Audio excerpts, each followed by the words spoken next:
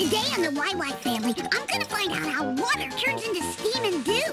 And my dad is gonna save the day by showing me how batteries work. And Mom will teach me about plants and how their seeds grow up to be new plants.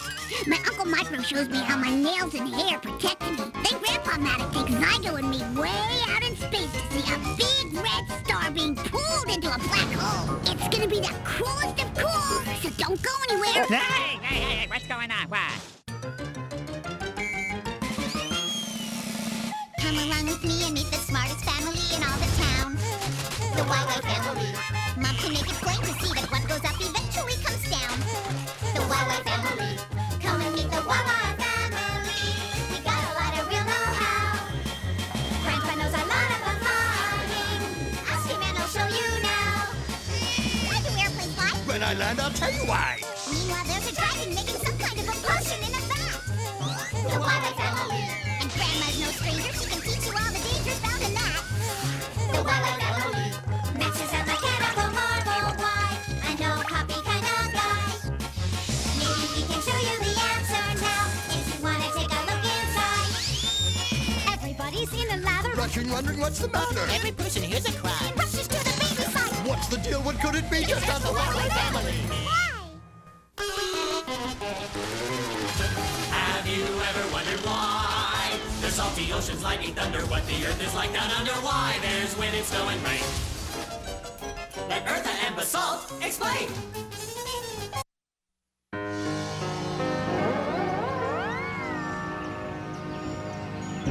Morning, Victor. Morning, Grandma. Mwah. Could I interest you in some breakfast? Yes, please. Grandma,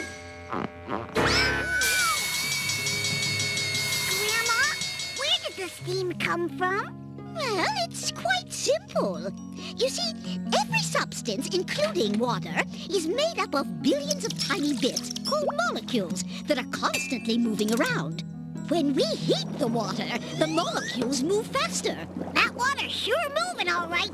As the water boils, the molecules move so much that they separate from each other and move farther apart. When molecules move around freely enough, you have a gas or vapor. In this case, steam. Hey, look!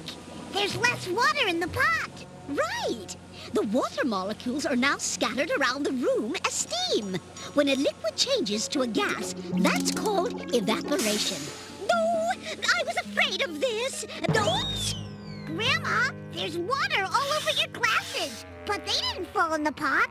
That's because my glasses are colder than the steam.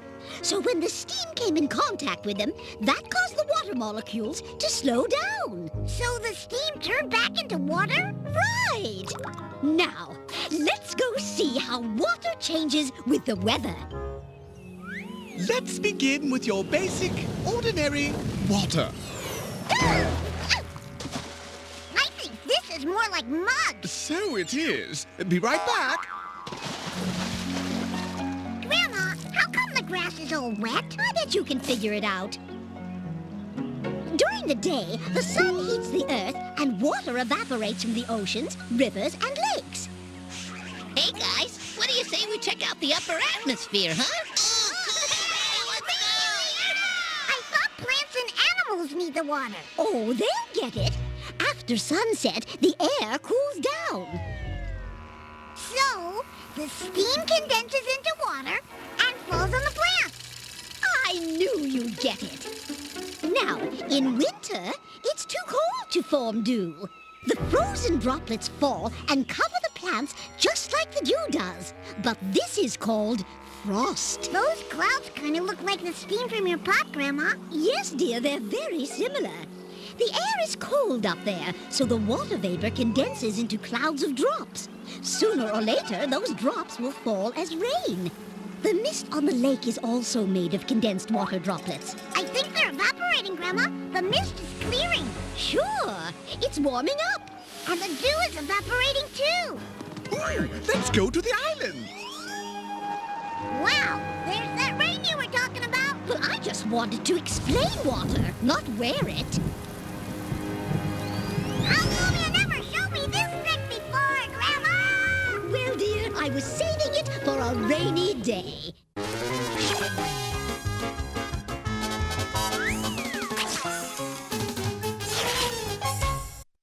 How does it do this? How does it do that? Max is the one with the electronic knack.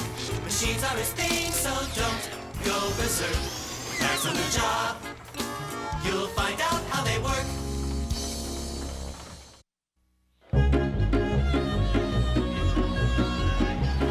Good afternoon and welcome to the remote-controlled car race. Oh, I just know Victor's gonna win. Of course he is. He can't lose. Not with the terrific motor I put in his car. All contestants to the starting line. The race begins in 10 minutes. Zygo! Zygo, my car isn't working! Oh, for crying out loud! The battery's dead. Quick, we need a new one. Dad, how do batteries work? Batteries make electricity. So, how do the batteries make electricity? Well, this battery works with two different chemicals, cadmium and nickel. They're placed in a liquid called potassium hydroxide, which separates them. When the battery is working, a chemical reaction takes place between the cadmium and the nickel, setting off electrons into the circuit. And that's what makes electricity. Let's check it out from the inside. Whoa! It's crowded in here! We're inside the battery. This is the nickel, and here's cadmium.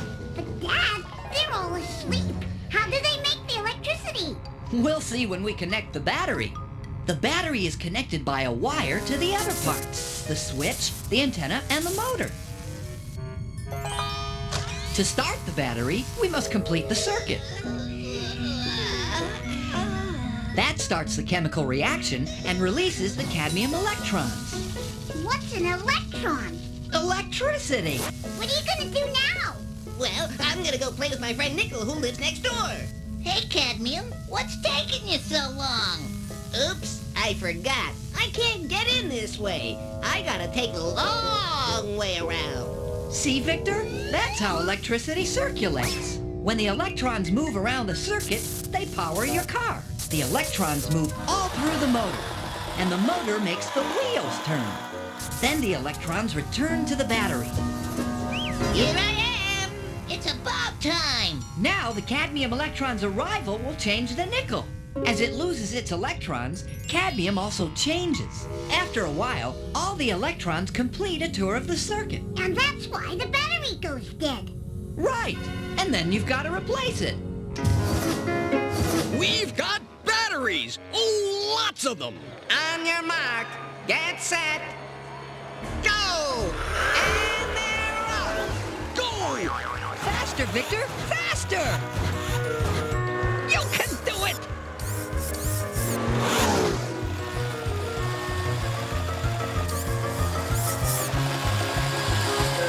Victor! Victor! Victor! Victor! Victor! Victor! They're running neck and neck. It's gonna be close. We won! We won! That was terrific! That was nice. That was wonderful.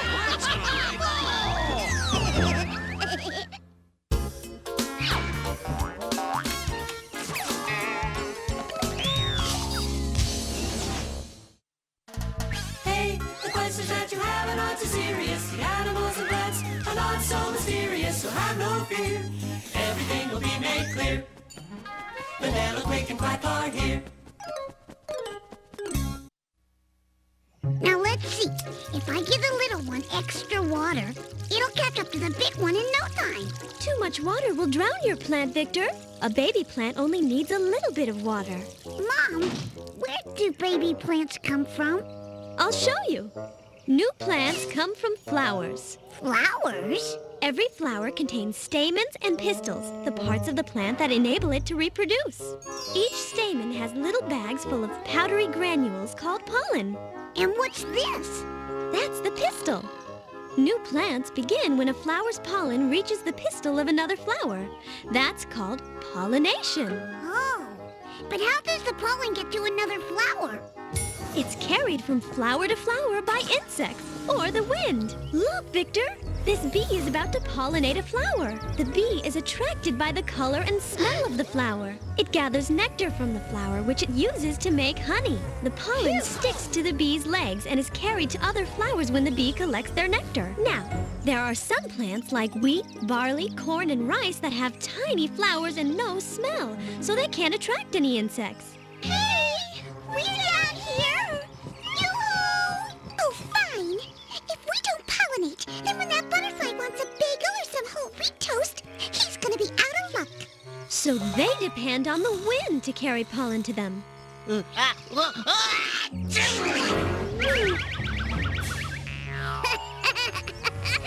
think Quack just pollinated some flowers.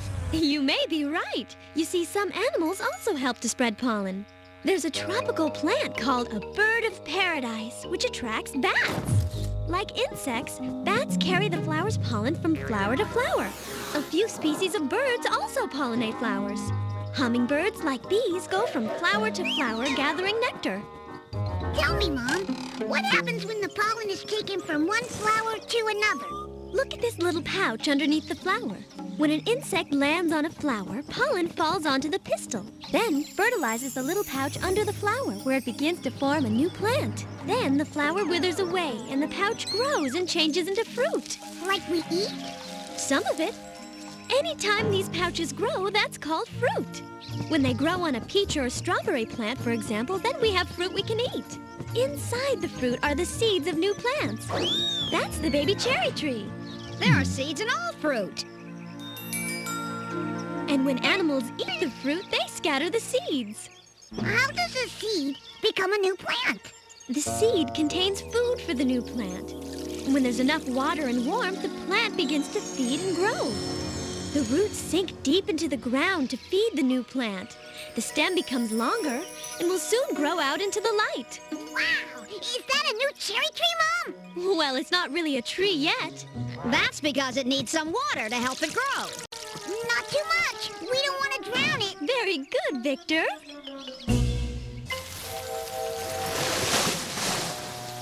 What are you doing? Oh, I want to grow too.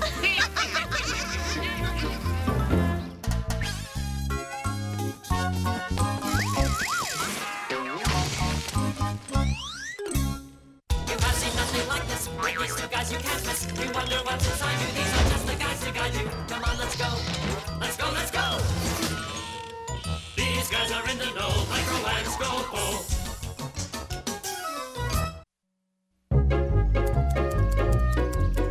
It is a very practical summer haircut. Why do we have hair? It's simple. I'll show you.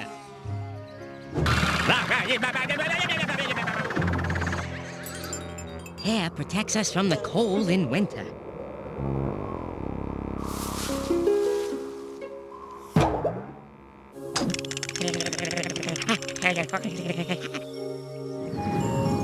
And from the sun in summer, because the skin on our heads is very delicate. In fact, all that's left of our Stone Age ancestors' fur is a little over 3 million hairs all over our bodies. You see, Victor, the hair on our bodies is made of the same substance as our fingernails, a hard and resistant substance called keratin. And our hair and nails are all here to protect us. There's too much dust. My eyes are hurting. Perfect timing. When dust flies, these little straight hairs on the edge of the eyelid keep the dust from getting into our eyes. It looks like Uncle Scopo's eyebrows are protecting his eyes by keeping the sweat out of them. Right, Victor? What about nails?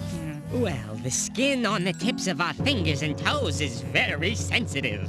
Oh? Why? Well, because it covers many nerve cells.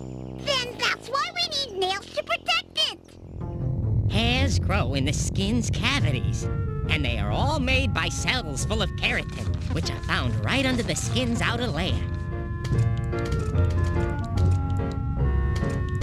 Wow! Hair really does grow fast. Uncle Micro, how come our hair is not the same color? Well, you know, Victor, hair contains coloring substances called pigments, and they make our hair one color or another. But when we grow old, the little cells which produce these pigments grow tired and stop making them. And then our hair turns gray or white. When we cut our hair or our nails, we don't feel anything. Why not? Well, because they are parts of our body which don't have any nerves. Blood doesn't circulate inside them. Hey, what's going on? What? Maybe you had a nightmare. Oh, well, you scared me to death, Micro. Look, Uncle Micro. The hairs on Scopo's arms are standing on end. Yes, Victor. When we're scared or cold, some special muscles contract under the skin and our hair stands on end. Say, that gives me an idea.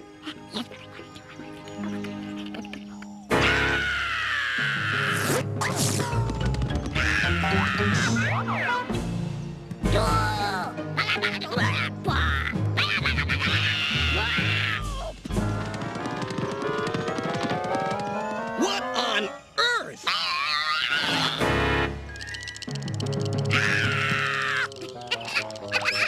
Just like our caveman ancestors.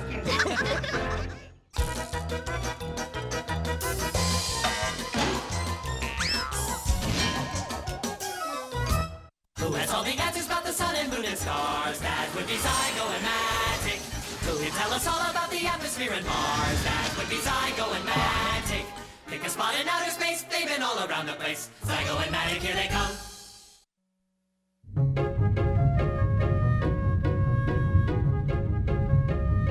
Are we there yet? Almost.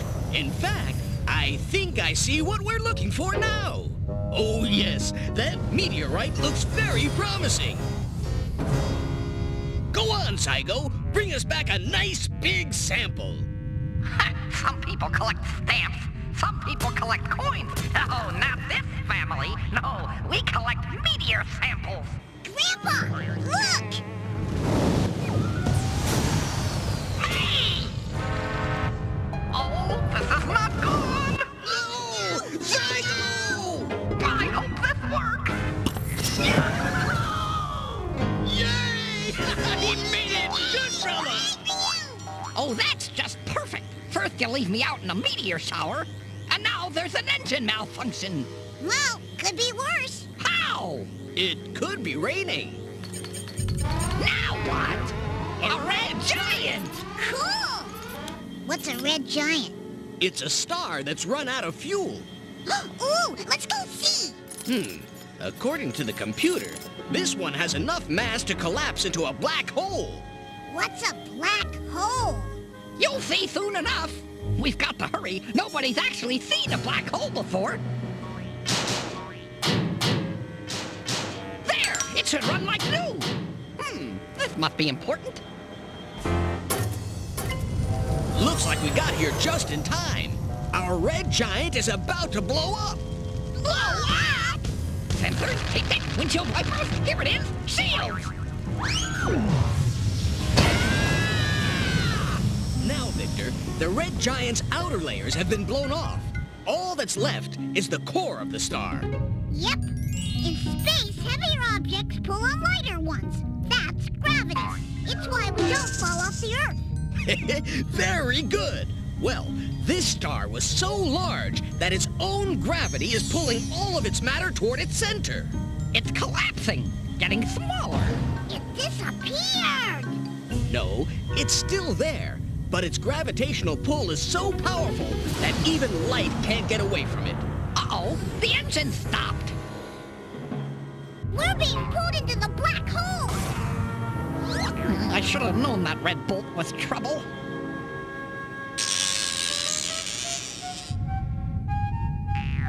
Well, guys, it was nice working with you. Hey, why don't we try Grandpa Matic's time lever?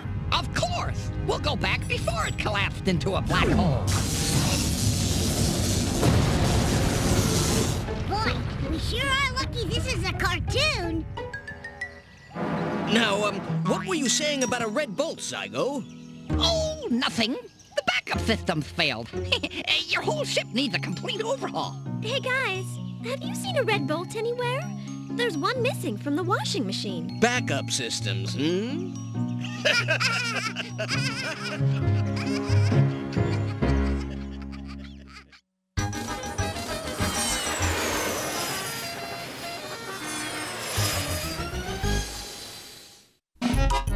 Victor, what'd you learn today?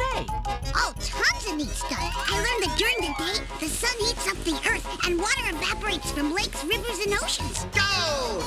While I was racing my car, I learned that batteries make electricity by using cadmium and nickel. Mom showed me that when an insect lands on a plant, some pollen he carries on his body can fall into the flower and start the whole reproduction process. I learned that our hair and our nails are made up of the same substance, keratin. And I also learned that there are giant red stars that can sometimes collapse and go into a big black hole. We're being pulled into the black hole! Sounds like a pretty big day. It was, but I still have plenty of questions left for next time.